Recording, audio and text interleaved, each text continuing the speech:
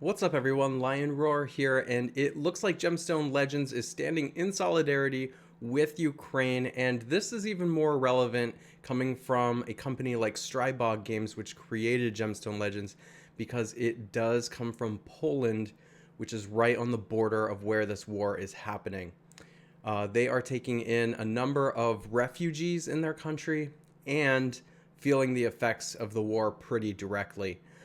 So it makes sense that you would see a company like this joining in this effort. Now, they are certainly not alone, and there's been plenty of companies that have come before to do this.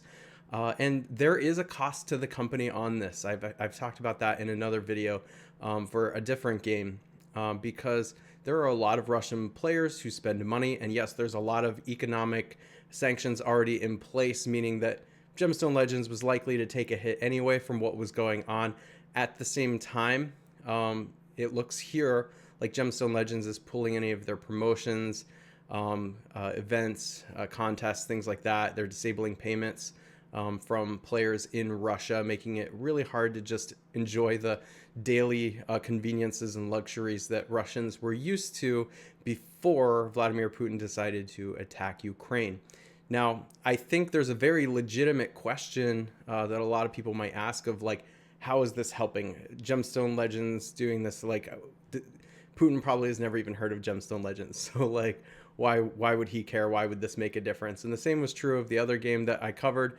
And you can ask that question about even like bigger companies like Coca-Cola or McDonald's. You could even argue that Putin doesn't want to see those companies in his country because he wants them to be purely Russian. So why does this matter? I'm going to tell you why it matters.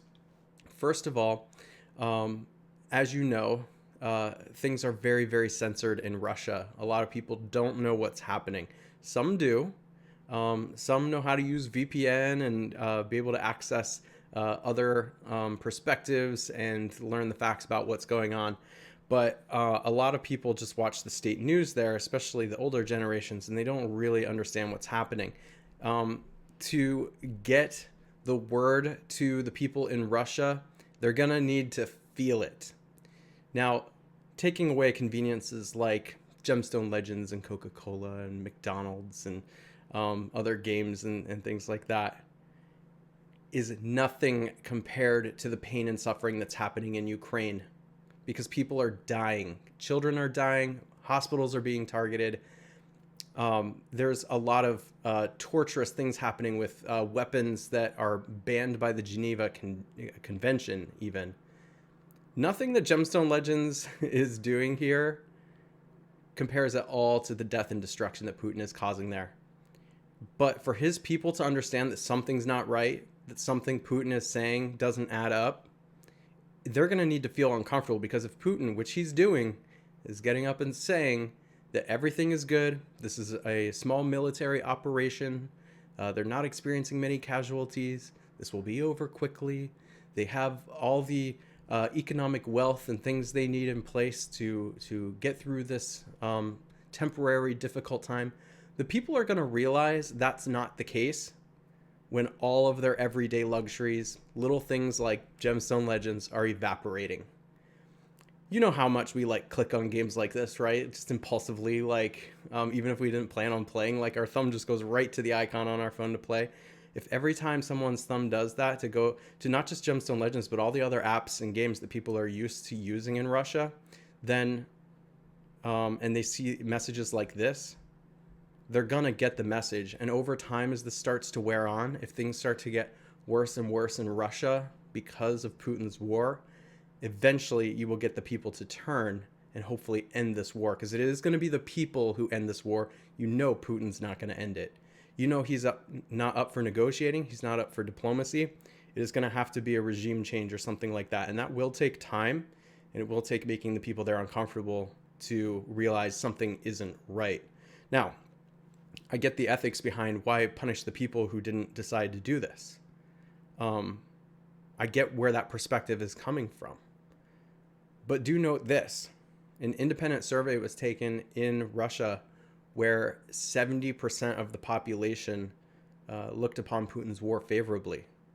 They affirm it. You're even seeing pictures and videos now coming out of Russia where their athletes and people are putting that Z symbol up that's on the tanks and equipment that Russia's taken into Ukraine. They're doing it as a show of solidarity with the war. So Putin has a lot of favor for this war. That means about 70% of the population in Russia is complicit in this. Now, they might be brainwashed and misled, but the only thing that's going to change that is the effect on how they feel about how things are going. If they start to realize that what Putin's saying is not adding up to what's actually happening in their day-to-day life, that's when you'll see them turn. There is about 30% of the population that is not for this war, or really any war. And then there's a smaller percentage of that that's actively resisting. That percentage needs to grow a lot. I'm going to say one final thing about this, and that is that a lot of the lessons we learned from World War II are extremely relevant right now.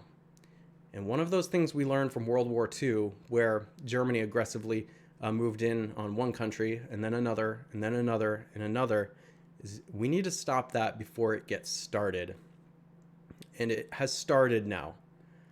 What caused World War II to become as big as it did was inaction. Was a lot of countries saying, that's not our war, it's not our problem. Maybe they would provide a little humanitarian support for the refugees, but they weren't really getting involved in what was happening. Since World War II, most governments have said that cannot happen again. We have to get involved right away. We are not getting involved militarily, trying to prevent another World War situation, but we need to be proactive.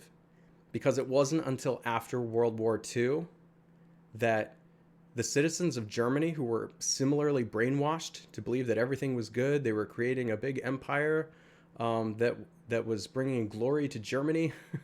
It wasn't until after the war had ended, when Germany lost, that people there still did not believe that their government had caused the Holocaust. Remember, they were lied to about that. Even after their government fell, many of them believed that it was just the West making things up, just trying to show their government in a bad light. And one necessary but creative and very morbid piece of action that occurred after World War II was the Allies forcing the citizens to go into the concentration camps and look at what their government had done. And that was effective. That changed minds. But we cannot wait this time until after the war is over, because we don't know how big this war could get if we wait until after it's over. The action has to happen now, and we have to make their people uncomfortable so they understand exactly what's happening before we get to a point like that. There's already mass graves starting to occur in Ukraine as they bury their citizens, as Russia levels cities. That is genocide. We have to stop it now. So thank you, Gemstone Legends. It's just a little thing, but when all these little things add up, they turn into something that could potentially change the tide of this war. All right. Thank you, everybody, for watching. Make sure to like, subscribe, and hit that bell notification. I'll catch you in the next one.